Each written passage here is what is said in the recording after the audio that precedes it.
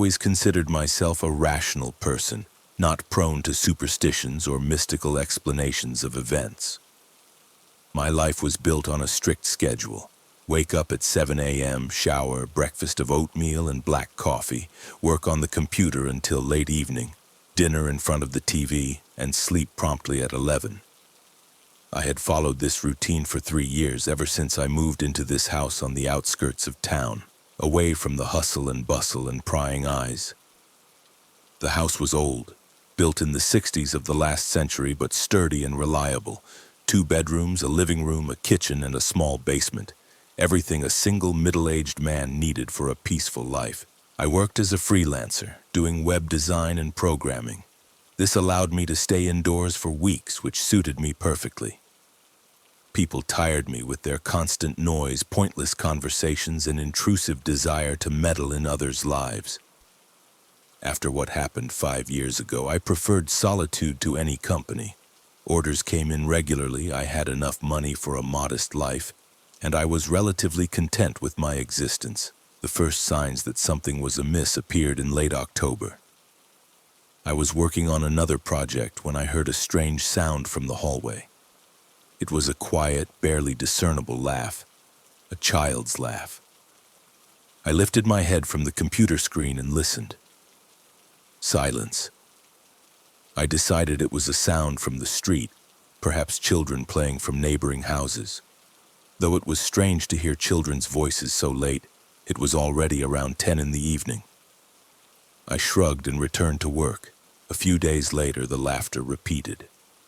This time, I knew for sure the sound was coming from inside the house. It was short, only a few seconds, but distinct. I got up and walked through all the rooms, checking the locks on the doors and windows. Everything was locked as usual. I thought perhaps it was some acoustic quirk of the old house. Sounds from the street could be distorted and seemed to come from inside. But the thought bothered me. I started to listen to every rustle, every creak of the floorboards. The laughter began to appear more frequently. Sometimes I heard it in the morning when I was making breakfast. Sometimes late in the evening when I was about to go to bed. It was always quiet, almost inaudible, but clear enough for me to distinguish it. It was the laugh of a child of 4 or 5, carefree and joyful. Each time I heard it, a chill ran down my spine. I started noting down the times I heard the laughter, hoping to find some pattern. But there was no system. The sound appeared chaotically at different times of day and night. My condition began to deteriorate. I started sleeping poorly, waking up at every little noise. My appetite vanished. Food seemed tasteless. Work became difficult. I was constantly distracted, listening for sounds in the house. Clients began to complain about delays in project completion. I knew I was losing my mind, but I couldn't stop. The laughter haunted me everywhere, in the kitchen, in the living room, in the bedroom. I heard it particularly clearly in the hallway that led to the empty second bedroom. This room had been locked since the day I moved in. I used it as a storage space for unwanted things. Old books, boxes of documents, broken furniture. I rarely opened the door to it, only when I needed to find or put something away. But now it seemed the laughter was coming precisely from there. I stood by the door, pressing my ear to the wooden surface, and listened. Sometimes I thought I heard not only laughter but other sounds, the shuffling of small feet, the thud of a dropped toy, soft breathing. I began to doubt my sanity. Perhaps it was a relapse of the condition that haunted me 5 years ago. Back then I was treated by a psychiatrist, took medication, underwent therapy courses. Doctors said that stress and traumatic experiences could cause hallucinations. But I was sure I had recovered, that I had left it all in the past. Now the past was returning in the form of children's laughter that pursued me day and night. November was particularly cold and rainy. I rarely left the house, ordering groceries for delivery. Neighbors occasionally knocked on the door, inquiring about my health, but I didn't answer. I didn't want to see anyone, didn't want to explain what was happening. Who would I tell about children's laughter in an empty house? Who would believe me? I myself didn't believe what was happening to me. The laughter grew louder and clearer. Now I heard it not only in the house but also in my head. It sounded constantly, a quiet background accompanying all my actions. I woke up to this laughter and fell asleep to it. It prevented me from concentrating on work, eating, thinking. I started taking sleeping pills to get some rest, but even in sleep, the laughter wouldn't leave me alone. One night I woke up to particularly loud children's laughter. The sound came from the hallway right outside my bedroom. I got out of bed and quietly opened the door. The hallway was dark, but I clearly heard the laughter. It came from the door to the second bedroom. I turned on the light and saw that the door was ajar. I distinctly remembered locking it. My heart pounded faster. I approached the door and peered inside. The room was empty, but the laughter continued to sound, as if a child was playing somewhere in the corner, hiding from my eyes. I turned on the light in the room and thoroughly examined it. Boxes were in their places. A thick layer of dust lay on the floor. There were no signs of anyone else's presence, but the laughter didn't cease. It surrounded me from all sides, as if many invisible children were in the room. I quickly exited and locked the door, but I knew it wouldn't help.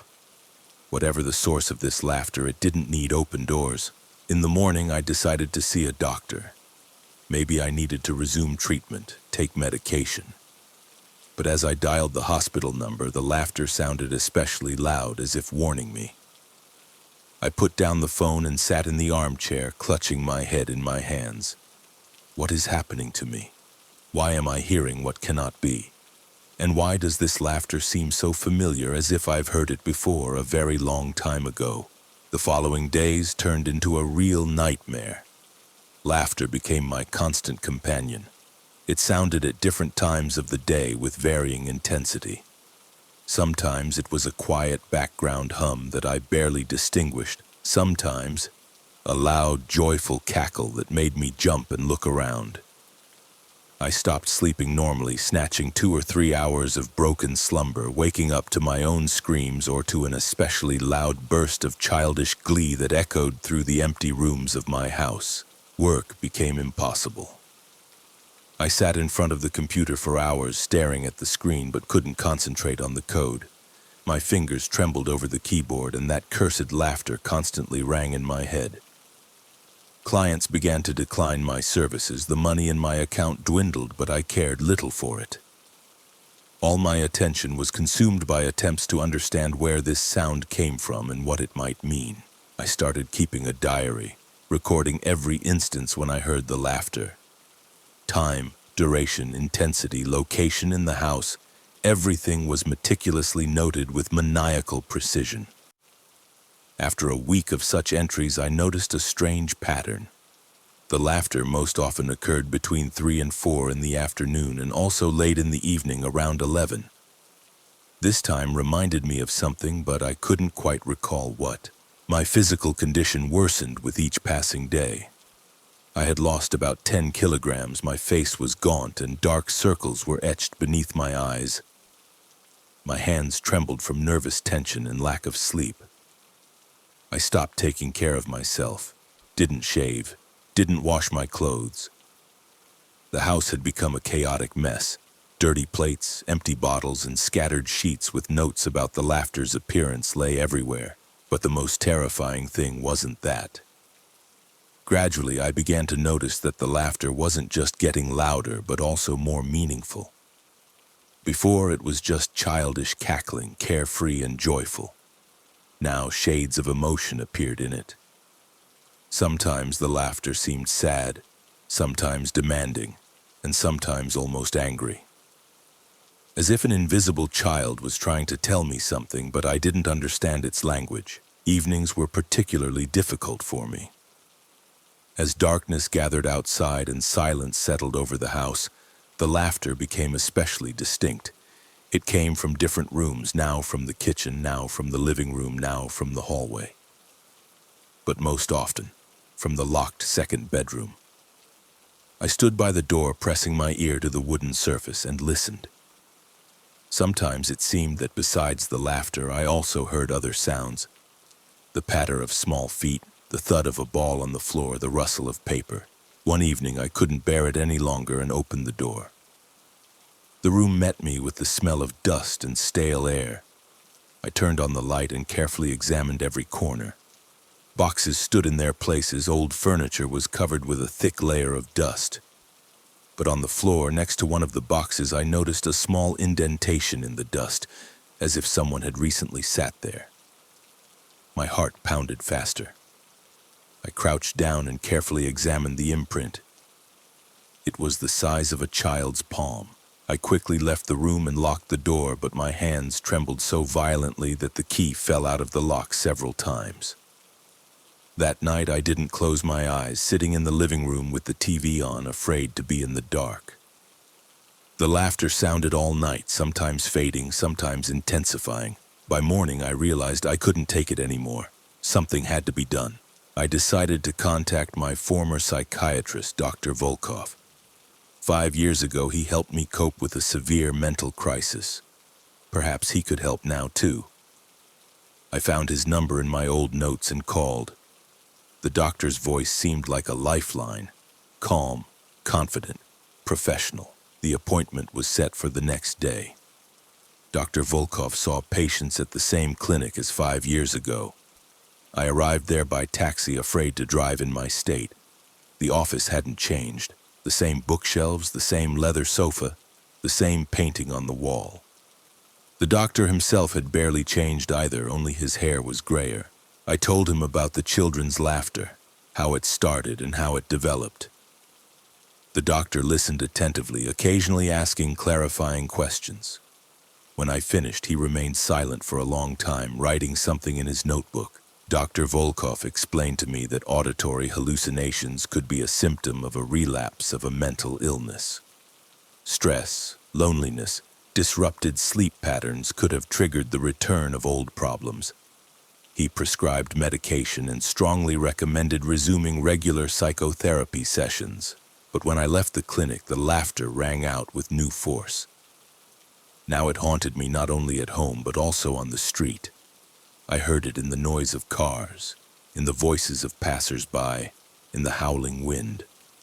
The medications didn't help.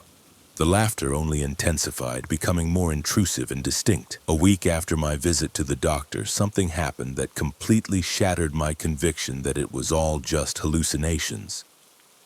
I was sitting in the kitchen drinking coffee and trying to concentrate on work when I heard the familiar laughter. This time it wasn't coming from inside the house, but from the street. I went to the window and looked out into the yard. There, on the overgrown lawn, stood a baby carriage. Old, battered, but definitely a baby carriage. I knew for sure it hadn't been there that morning. I ran out into the yard, but the carriage had vanished. Only shallow wheel marks remained on the grass, leading to the fence and abruptly ending there. I walked around the entire yard, looked in on the neighbors, but found no one.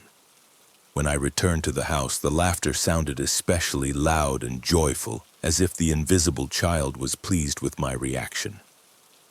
I realized I was losing my mind, but I couldn't stop anymore. Reality began to blur. The boundaries between what was real and what seemed real to me were erased. That night I woke up to a strange noise. It wasn't laughter, but something else. Quiet singing. A child's voice was singing a lullaby that I once knew by heart. The words were indistinct, but the melody was agonizingly familiar. I got out of bed and followed the sound. The singing was coming from the locked bedroom. I opened the door and froze on the threshold. The room was bathed in soft moonlight filtering through the window. In the corner, next to the boxes, someone was sitting with their back to me. A small figure in light clothing swayed gently to the rhythm of the melody. I couldn't make out the face, but I knew it was a child. I blinked, and the figure vanished. The room became empty and dusty again, but the singing continued, now sounding as if from inside my head. I closed the door and leaned my back against it, feeling tears stream down my face. I was beginning to understand what was happening. Memories that I had so carefully suppressed for 5 years began to return. Lisa. Her name was Lisa. My wife, whom I lost 5 years ago, she was pregnant. We were expecting a child, a boy. We even chose a name, Anton. But what happened, happened. My illness, my seizures, my inability to control myself. I only remembered fragments, screams, tears, the hospital, the empty apartment after she left. Dr. Volkov then explained to me that the stress of losing my family had triggered an acute mental crisis. I didn't remember many details from that time. My brain mercifully erased the most painful memories. But now they were returning along with the children's laughter. The following days passed in a semi-delirious state. I barely slept, barely ate. The laughter sounded constantly, sometimes turning into crying, sometimes into a quiet whisper. It seemed to me that the invisible child was trying to tell me something, but I couldn't understand what. The house turned into chaos. I threw things around, searching for something, not even understanding what. One morning I woke up on the living room floor. Around me were scattered photographs, old pictures that I had kept in a box in the mezzanine. Photos of Lisa, our shared snapshots, an ultrasound of our future child. I didn't remember how I had taken out these photos, how I had scattered them across the floor. But one of them lay directly in front of my face, the ultrasound image which showed the profile of a tiny human. I took the photograph with trembling hands and pressed it to my chest. Memories flooded back. I remembered Lisa and I looking at that picture, how she stroked her belly and said she felt the baby kicking. I remembered how we furnished the nursery, bought toys, chose names. And I remembered how everything fell apart. My illness progressed. I became suspicious, aggressive, unable to control my emotions. Lisa tried to help, but I pushed her away, accused her of things she hadn't done. I remembered our last argument when she cried and said she was afraid for the baby. I screamed at her and she fell, clutching her stomach. Then there was the hospital, the doctors, attempts to save the child. But it was too late. Lisa lost the baby in her 7th month of pregnancy. Because of the stress, because of my illness, because of me. She left me unforgiving of what I had done. I was left alone with my grief and guilt. Now I understood whose laughter I was hearing. It was the voice of Anton, my unborn son. He had come to me from oblivion to remind me of what I had lost. The laughter was his way of communicating, his attempt to reach me. He wanted me to remember him, not to forget what could have been. I sat on the floor amidst the scattered photographs and wept. The laughter became quieter, softer, almost comforting. Anton was near, my little boy who was never born. He forgave me, loved me, despite everything I had done. But forgiveness did not alleviate the pain. It only intensified it. After the memories fully returned, my life changed drastically. Now I didn't just hear the children's laughter, I saw Anton.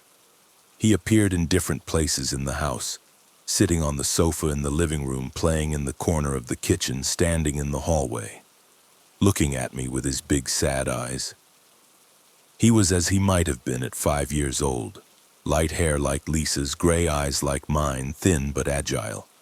He wore a simple white shirt and dark trousers, always looking a little blurry, as if his image was projected through fogged glass.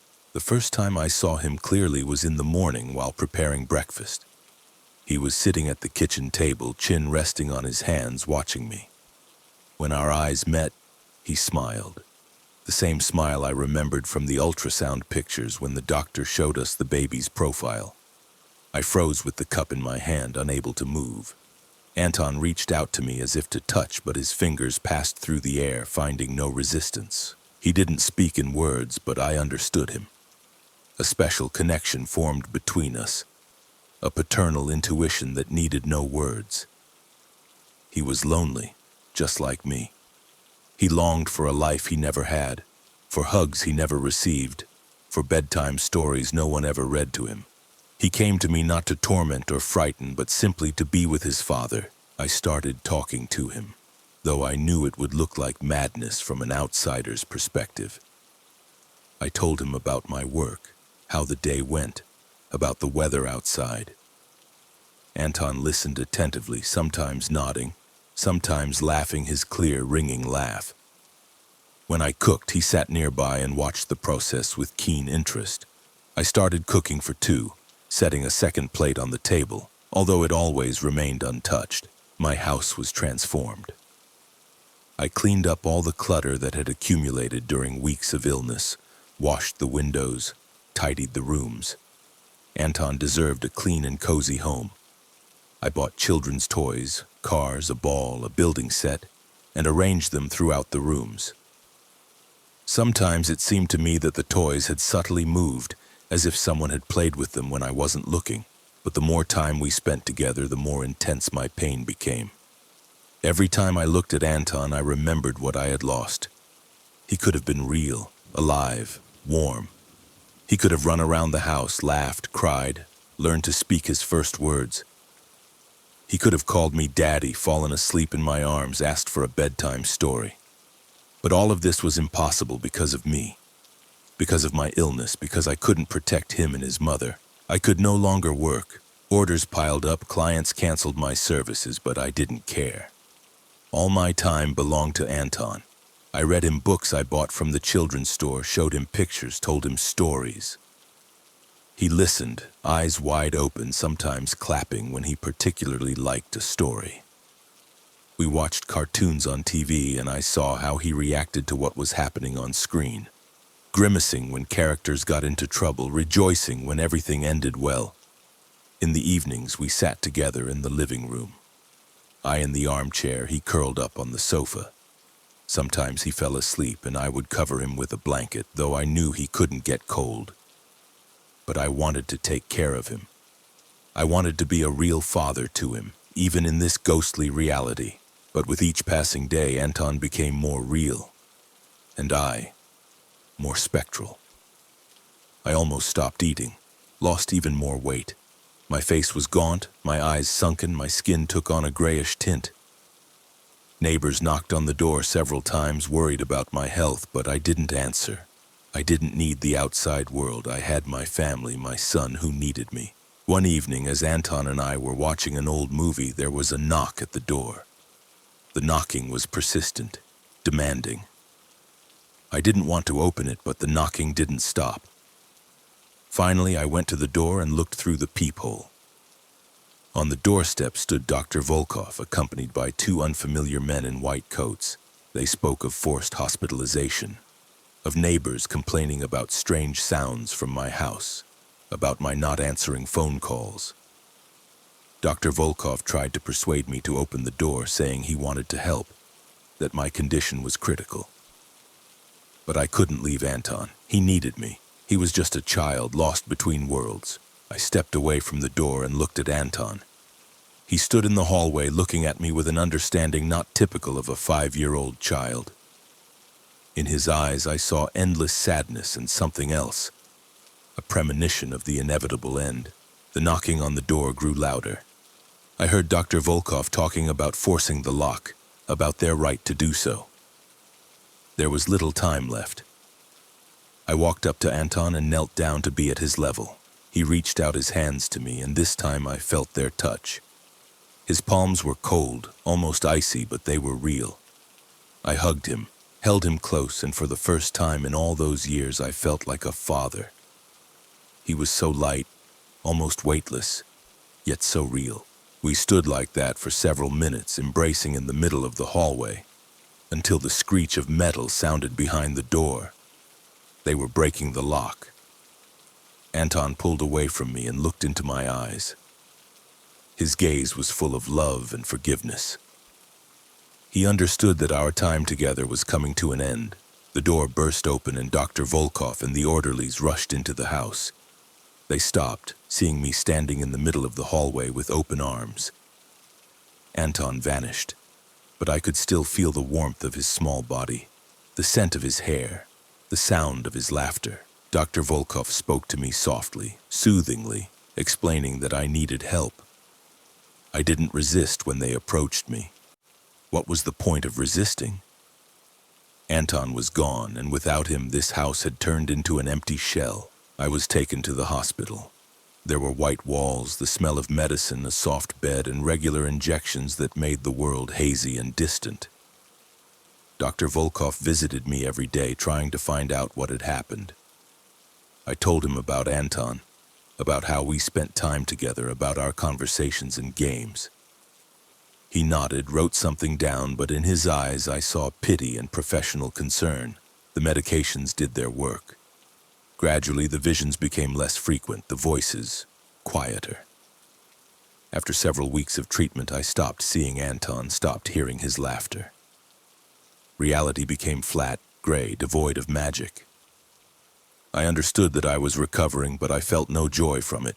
On the contrary, each day without Anton felt like a loss, a betrayal of the love we had shared. Dr. Volkov explained to me what was happening. The guilt over losing the child, suppressed grief, loneliness, all of this created in my mind the image of the son who could have been. My brain, protecting itself from unbearable pain, created an illusion that seemed more real than reality itself.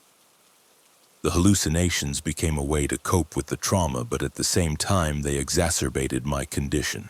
I understood the logic of his explanations, but couldn't accept them emotionally. For me, Anton was not a hallucination, but a real child who needed a father's love. Perhaps he only existed in my imagination, but did that make our relationship less significant? Does love become less real because its object is unreal? Treatment continued for months. I attended group psychotherapy sessions where I met other patients who had experienced similar losses. Their stories were different. Some lost a child in a car accident, some from illness, some, like me, before birth. But the pain was the same for everyone, all-consuming and destructive. I learned to say the right words, to show signs of recovery. I told the doctors that I understood the nature of my hallucinations, that I was ready to accept the loss and move on. But inside, nothing changed. I still longed for Anton, for those days when we were together. The hospital reality seemed less real to me than the time I spent with the ghost of my son. After 6 months, I was discharged. My condition was stable. The medications were well chosen and supportive therapy was prescribed. I returned to my house, which seemed alien and empty. The toys I had bought for Anton had been put away. The rooms were tidied, but there was no life in them. I tried to go back to work, to reconnect with clients. Money had run out. I needed to survive somehow. But work brought no satisfaction. I fulfilled orders mechanically with no interest in the outcome. Life became a gray routine. Wake up, breakfast, work, dinner, sleep. No emotions, no surges of joy or sorrow, just existence. But sometimes, especially late in the evening when the house was plunged into silence, I thought I heard the familiar laughter. Quiet, barely discernible, it came from distant rooms, from corners, from emptiness. I would get up from my chair, follow the sound, but find only silence. Perhaps these were echoes of memory, perhaps a desire to hear what I wanted to hear. I didn't tell the doctors about these episodes. I knew it would lead to an increased dose of medication, possibly to rehospitalization. But the laughter did me no harm. On the contrary, it reminded me of a time when I was not just a sick, lonely man, but a father who loved and was loved. A year passed since my discharge. My life had fallen into a rut, but this rut was deep and gray. I existed but did not live. I worked but found no pleasure. I ate but tasted nothing. I slept but found no rest. The only bright moments were those rare instances when I heard children's laughter, or caught a glimpse of a fleeting bright figure in the corner of my eye. Dr. Volkov said it was normal. The recovery process is not linear. Sometimes symptoms return, but it doesn't mean a relapse. It's important not to succumb to illusions, to remember the boundaries of reality. I nodded, agreed, but deep down, I knew I could never fully let go of Anton. One winter evening, as snow fell outside and the house was especially quiet, I heard the familiar laughter. But this time it was different, clearer, more real. I lifted my head from my book and saw Anton. He stood in the doorway of the living room looking at me with the same love he had a year ago. He hadn't changed. The same light hair, gray eyes, white shirt. But there was something new in his gaze, an understanding that hadn't been there before. He knew I had gone through treatment, that I had tried to live without him. And he understood how difficult it had been. I got up from the armchair and walked towards him. He didn't disappear as usual, but remained standing, reaching out his hands to me. I hugged him and again felt the coldness of his skin, the lightness of his body. But this time, there was something definitive, a farewell in his touch. We stood like that for a long time, embracing in the doorway between the living room and the hallway. Anton whispered something in my ear, but I couldn't make out the words. His voice was quiet, like the rustle of leaves, like the breath of the wind. But I understood the meaning. He was saying goodbye to me, saying goodbye for real, forever. When he pulled away, tears were in his eyes. I had never seen him cry. These tears were not of pain, but of love. Love for a father he never knew in real life, but who gave him the chance to exist in a world of dreams and memories. After Anton vanished, a silence descended upon the house that I had never experienced before. It wasn't merely the absence of sound. It was an emptiness that filled every corner of my dwelling. I stood in the doorway of the living room, gazing at the spot where my son had just been, and felt something inside me finally break. Not a strain as before, not a crack. It was a definitive snap with a quiet, almost imperceptible click. The following days passed in a kind of stupor. I drifted through the house like a ghost, performing familiar actions automatically. I brewed coffee I didn't drink, turned on the computer I didn't work on, prepared food I didn't eat. The world around me became flat, two-dimensional, devoid of depth and meaning. Colors faded, sounds grew muffled, even my own breathing seemed alien. But the worst part was the silence. Before, even during periods when I didn't hear Anton's laughter, there was always a special atmosphere in the house, a sense that I wasn't alone, that someone unseen shared this space with me. Now the house was truly empty. Every room echoed my footsteps, every sound seemed loud and out of place in this dead quiet. I stopped taking my medication. What was the point? They were meant to rid me of hallucinations, but hallucinations were the only thing that made my life remotely meaningful. Without Anton, I was just a sick, lonely man who had killed his child before he was even born and destroyed the only love in his life. Work stopped completely. I didn't answer client calls, didn't check emails, didn't complete orders. The money in my account dwindled, but it didn't bother me. I barely ate, barely slept, barely left the house. Neighbors knocked on the door several times, but I didn't answer. I had nothing to say to living people. A week after Anton's last appearance, I decided to tidy up the house. Not because I desired cleanliness, but because I needed something to occupy my hands, to stop myself from thinking. I started with that second bedroom where it all began. I opened the door and turned on the light. The room greeted me with the familiar smell of dust and stale air. I began sorting through boxes of documents, photographs, old things. In one of them, I found Lisa's medical record from her pregnancy. Flipping through the yellowed pages, I read doctor's notes, test results, recommendations. Everything had gone well until the 7th month. The baby was developing normally, Lisa felt fine. And then my illness began. I now remembered every detail of those dreadful months. How I became suspicious of Lisa's fidelity. How I accused her of the child not being mine. How I yelled at her when she tried to persuade me to take my medication. How I pushed her that last time when she said she was afraid for the baby. She fell, hitting her stomach on the edge of the table, and premature labor began a few hours later. The doctors fought for the baby's life for 2 days. Anton was born alive, but his lungs were underdeveloped. He lived for only a few hours. I remembered his tiny face, his closed eyes, his thin fingers that never got to grasp my own. I remembered Lisa crying, holding him in her arms, how she looked at me with hatred and despair. After the funeral, she left me. She said nothing, just packed her things and vanished from my life. I didn't try to find her, didn't try to explain myself. What could I say? That my illness was stronger than my love? That I couldn't protect both of them? That I had killed my own son with my own hands? I sat on the floor amidst the scattered documents and wept. Tears streamed down my cheeks, but I felt no relief. The pain was too deep, too old to be washed away by tears. It had eaten into my soul, become a part of me, defining every breath I took. In the same box, I found the only photograph of Anton, a picture taken at the hospital after his birth. A tiny creature in a white swaddling blanket with closed eyes and a peaceful expression. He looked as if he was just sleeping, as if he would open his eyes and cry at any moment, but he never woke up. I pressed the photograph to my chest and suddenly heard a familiar sound. Quiet children's laughter came from the hallway. My heart pounded faster. Had Anton returned? Had he not said goodbye to me forever?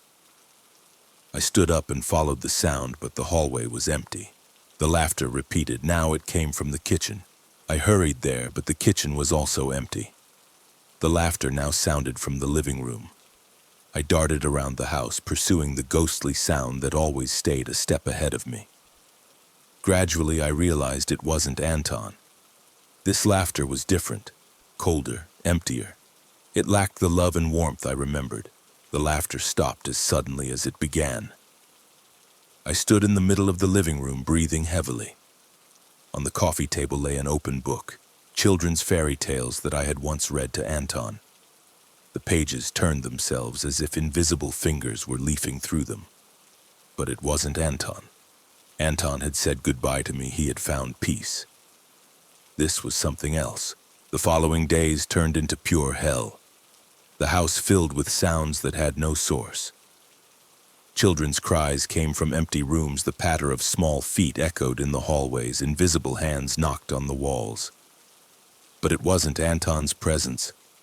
It was something malicious, something that fed on my pain and despair. I realized I was finally going insane. The hallucinations became aggressive, intrusive. Sometimes I woke up at night and saw dark figures in the corners of the rooms. They weren't children. They were something ancient and hungry. Something attracted to places where tragedy had occurred. I called Dr. Volkov, but his secretary answered. She said the doctor was on vacation and wouldn't be back for 2 weeks. I asked to be scheduled with another doctor, but the earliest available appointment was a month away. I knew I couldn't last that long. The house grew increasingly hostile. Doors opened and closed on their own. Lights turned on and off without my intervention. Sometimes I found broken dishes in the kitchen, though I distinctly remembered not touching them. Mirrors became covered in webs of cracks, and sometimes rusty liquid flowed from the faucets instead of water. I stopped sleeping in the bedroom, making myself comfortable in the living room in the armchair in front of the TV. But there was no peace there either. The screen would turn on by itself in the middle of the night, showing static in which I hallucinated children's faces. The TV sound distorted, turning into crying, laughter, screams. I would turn it off, but an hour later it would turn back on. One night I woke up with a strange sensation. I felt as though someone was standing by my armchair and watching me. I opened my eyes and saw a child. But it wasn't Anton. It was another boy with dark hair and black eyes.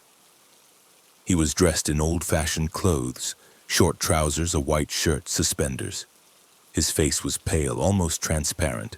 The boy silently looked at me for a few seconds, then turned and walked towards the door.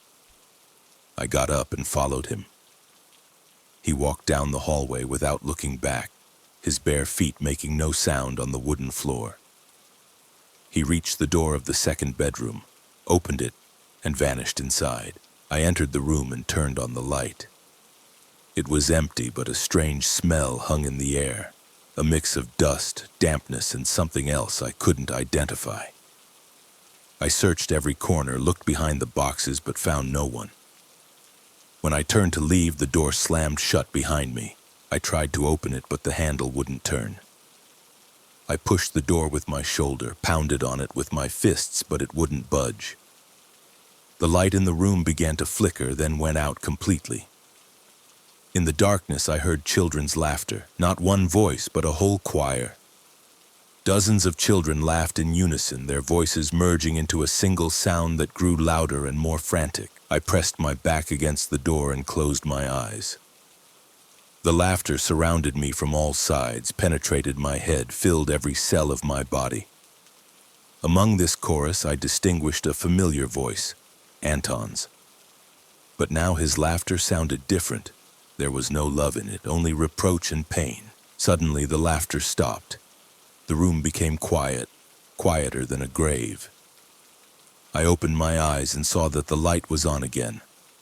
Anton stood before me, but not as I remembered him. His face was contorted with anger. His eyes burned with malice. He was still the same 5-year-old boy, but there was something adult in his appearance, something that knew about death and betrayal. He opened his mouth, but instead of laughter, a scream erupted, piercing, full of pain and accusation. This scream pierced me through, forcing me to my knees. I covered my ears with my hands, but the sound didn't penetrate through my ears. It went directly into my brain. Anton screamed without stopping, his voice growing louder and sharper. I understood that he wasn't just screaming. He was screaming about everything he had lost, about the life he didn't have, about the first steps he didn't take, about the words he didn't say, about the love he didn't receive, about how he was killed before he even had a chance to live. I got to my feet and walked towards him. I reached out my hands, trying to embrace him, but my fingers passed through his body. He was a ghost, a shadow, a reflection of my guilt. I couldn't touch him, couldn't comfort him, couldn't ask for forgiveness. Anton stopped screaming and looked at me. There was such longing in his eyes, such boundless sadness that I felt my heart clench with pain. He reached out his hands to me, but like mine, they passed through the air. We couldn't touch each other, couldn't embrace, couldn't heal each other's pain. He opened his mouth again, but this time a whisper escaped. Quiet, barely audible, but clear as a bell. He said one word, Papa.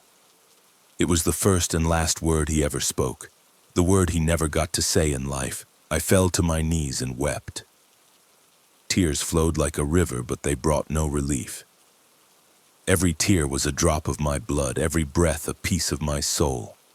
I cried for my lost son, for a shattered love, for a life that had turned into endless torment. Anton stood before me, silently watching my tears. Gradually, his face softened. The anger left his eyes, giving way to his former love.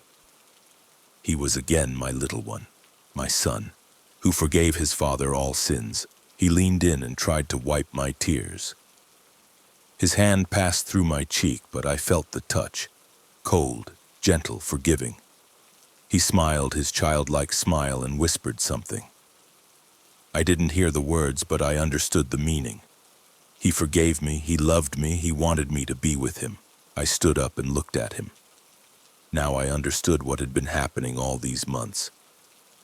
Anton wasn't just visiting me, he was calling me to him. He was lonely in the place where he was. He missed the father he never knew.